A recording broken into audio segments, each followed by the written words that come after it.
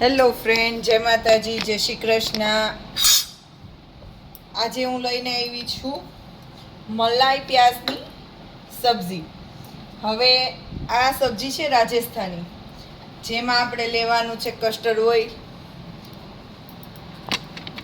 મરચું, કાશ્મીરી ચટણી,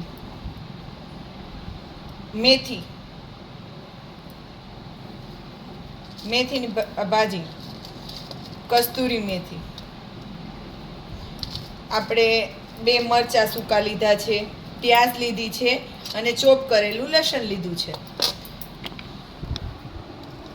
ને આપણે બધા મસાલા લીધા છે। હવે ચાલો આપણે રેડી કરીએ। હા, લીધું છે આપણે અડધો વાટકો દહીં।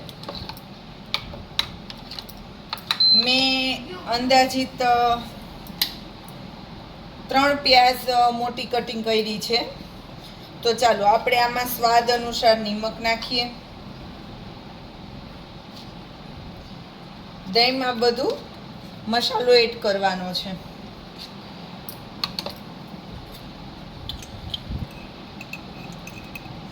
ધાણા જીરુંનો પાવડર એડ કર્યો છે।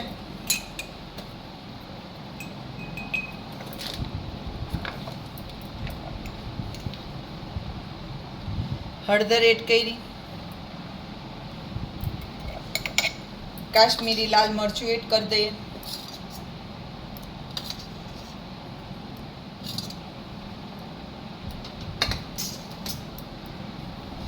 હવે આપણે આ દહીંને સારી રીતે એક જ ડાયરેક્શનમાં ફેટી લઈએ।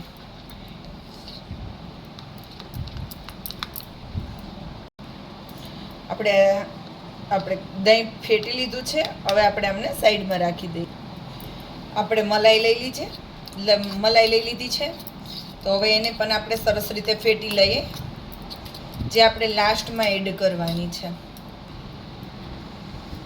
ચાલો તો હવે આપણે મલાઈ પ્યાઝની સબ્જી રેડી કરીએ।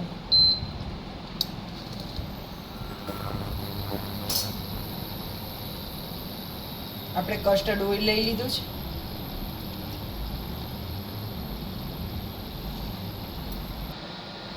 ચાલો આપણું તેલ આવી ગયું છે, તો આપણે એમને વઘાર કરીએ। પહેલાં લીધી છે રાઈ, આપણે ચટકવા દેવાની છે રાઈને। એમાં આપણે બધા ખડા મસાલા નાખી દઈએ।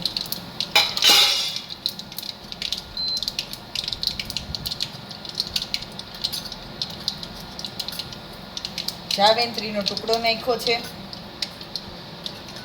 એક દાલચીની નાખી છે,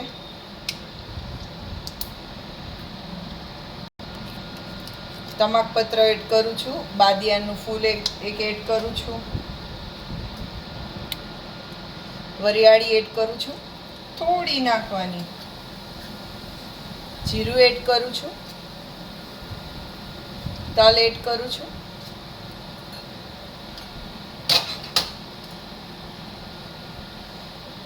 એક નાની એલચી એડ કરું છું, 2 મરી એડ કરું છું। આ બધું સરસ રીતે મસાલો એકદમ સરસ ચટકી જાય ને પછી આપણે એમાં આગળ બધી વસ્તુ એડ કરશું। આમાં આપણે થોડી હિંગ એડ કરી દીધી છે, હવે થોડીક હળદર એડ કરશું। હળદર પાકાવાની અને એમાં આપણે જિંજર ગાર્લિક જે આપણે ચોપ કરેલા છે એ એડ કરું। 2 મરચાં લીધા હતા આખા, એ એડ કરું છું, સૂકા મરચાં સરસ પાકી।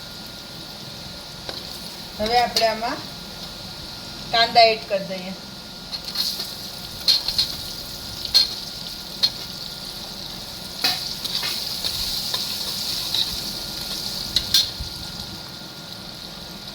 આ અત્યારે ઉનાળામાં રાજસ્થાનમાં ફેમસ સબ્જી છે મલાઈ પ્યાઝની સબ્જી, જે ઉનાળામાં ઠંડકનો અહેસાસ કરાવે।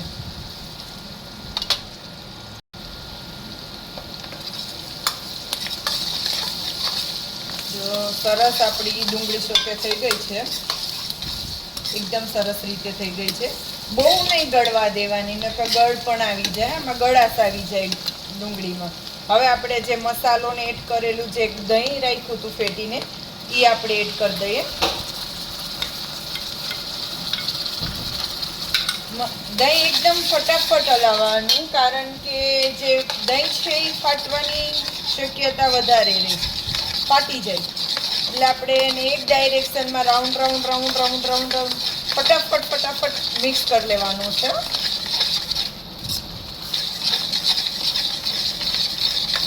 સરસ રીતે કલર એનો છોડી દેશે અને એકદમ સરસ રીતે આ દહીં મિક્સ થઈ જશે. એક જ ડાયરેક્શનમાં બહુ સરસ રીતે આપણે એને હલાવવાનું છે. જે દહીં છે એ ફાટે નહીં અને એની થિકનેસ બહુ સરસ રીતે આપે. તેલ છૂટું પડી જશે. થોડુંક બસ દહીં નાખવા ત્યારે, દહીં જે નાખો છો તમે ત્યારે થોડીક ધ્યાન રાખવાની, કારણ કે જે દહીં ફાટી જાય ને તો આખી સબ્જીનો ટેસ્ટ સાવ અલગ આવે છે.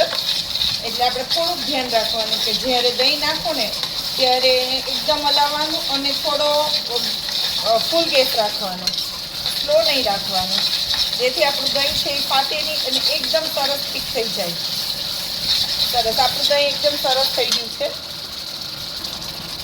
જો તેલ છૂટું પડી ગયું છે અને સરસ રીતે આપણું દહીં ફાટ્યું પણ નહીં અને એકદમ સરસ થઈ ગયું છે. જો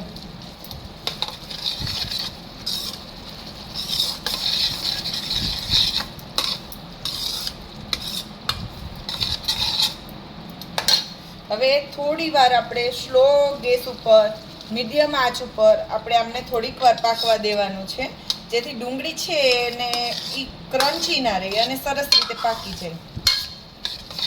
તો આમને આપણે થોડી વાર ઢાંકી દઈએ.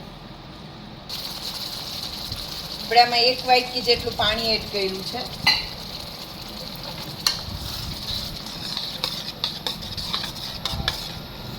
આમને આપણે થોડી વાર પાકવા દેવાનું છે. ખરેખર આ તમે એકવાર બનાવશો, તમને વારંવાર બનાવવાનું મન થશે અને આ વારંવાર આ સબ્જી ખાવાનું મન થશે. આપણે સરસ મજાનું આ પેલી સબ્જી છે, થોડીક સરસ રીતે એનું ગ્રેવી પાકી ગયું છે. હવે આપણે એમાં થોડા બેઝિક મસાલા એડ કરી દઈએ. જે આપણે ઘરે બનાવેલો ગરમ મસાલો છે, મેં મારી યુટ્યુબ ચેનલ ઉપર નાખેલો છે, જે હું ઘરે બનાવું છું, એ આપણે 1 ચમચી એડ કરી દઈએ.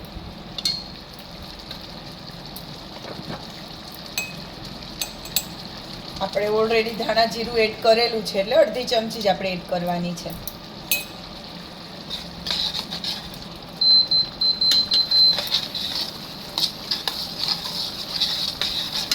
હવે એમાં કસ્તુરી મેથી એડ કરી દઈએ.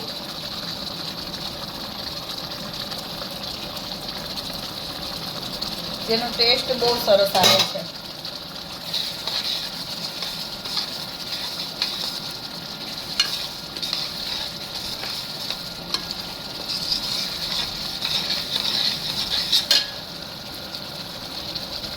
ખરેખર આ ઝટપટ બની જાય ને એવી સબ્જી છે અને ઉનાળામાં ઠંડક માટે સારી. ચાલો, તો આપણે જે મલાઈ આપણે પેટી હતી, જે હું ઘરની ફ્રેશ મલાઈ જ લઉં છું, કોઈ પડીકાની કે કોઈ મલાઈ લેતી નથી.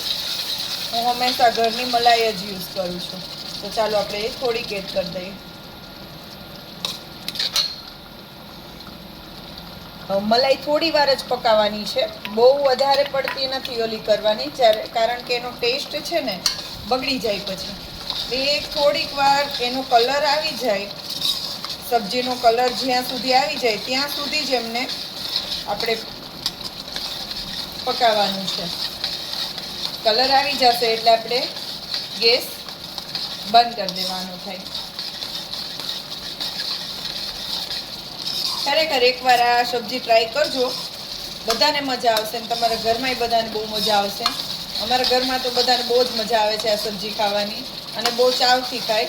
પંજાબી સબ્જી પણ સાઈડમાં રાખી દે.